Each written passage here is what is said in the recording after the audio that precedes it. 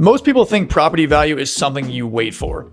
You buy a multifamily building, for example, you hold it, and you hope the market eventually makes it worth more. The idea comes from residential real estate. It does not translate cleanly into commercial, and it definitely does not translate cleanly into multifamily or apartments. Because in multifamily, value is not something you wait for. It is something you create.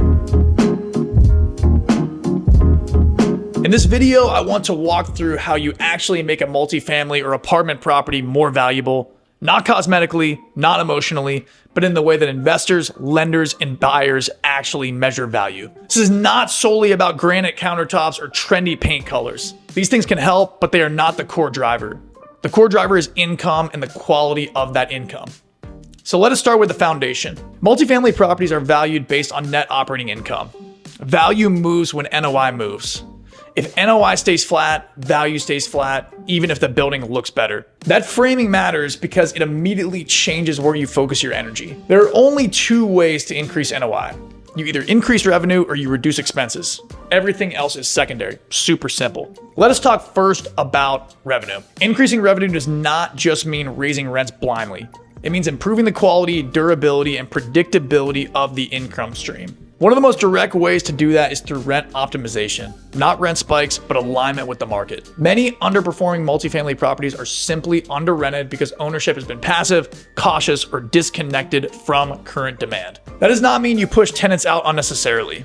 It means you close the gap between what the property is earning and what it should be earning given its location, unit mix, and condition. Another lever is reducing vacancy and improving turnover efficiency. Vacancy is expensive, not just because of lost rent, but because of marketing costs, concessions, and downtime. Improving leasing processes, unit readiness timelines, and tenant experience can have a real impact on effective gross income. Then there are ancillary income streams, or other income, as it's often termed.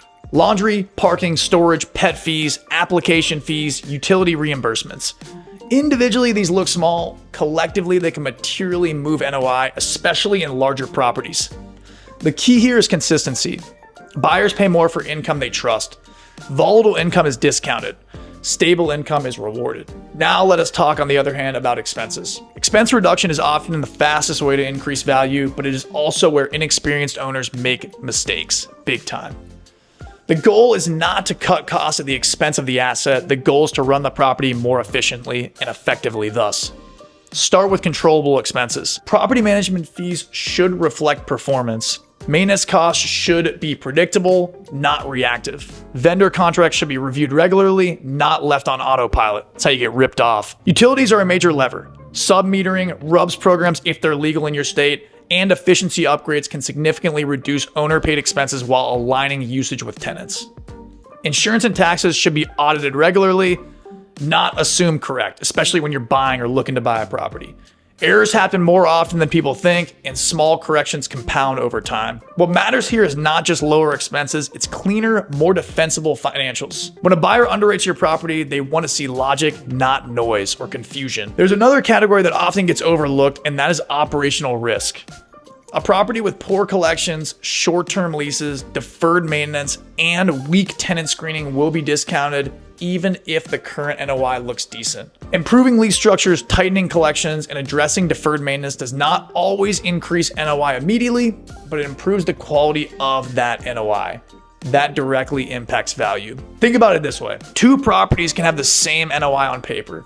The one with better operations, better tenants, and lower risk will sell for more undoubtedly. That is value creation through risk reduction. Making a multifamily property more valuable is not about doing everything at once.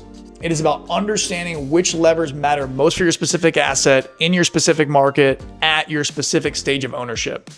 Some properties need revenue growth. Some need expense discipline. Some need operational cleanup before anything else makes sense. The mistake is treating multifamily like a renovation project instead of a business that always fluctuates. Paint and flooring matter, but only insofar as they support income. Amenities matter, but only if tenants will pay for them.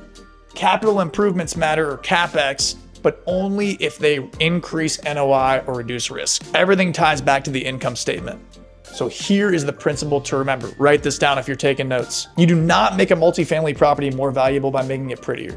You make it more valuable by making its income stronger, cleaner, and more predictable. When you focus on that, the value will follow. Hey, if you found this video helpful, give the video a thumbs up and make sure you're subscribed. It helps more people find this content if you hit that like button, subscribe, and share it with someone who may use it. If you have questions or thoughts, drop them in the comments. We read everything and we will get back to you with a direct comment. I'm gonna at you right after this. We will catch you in the next video. Take it easy.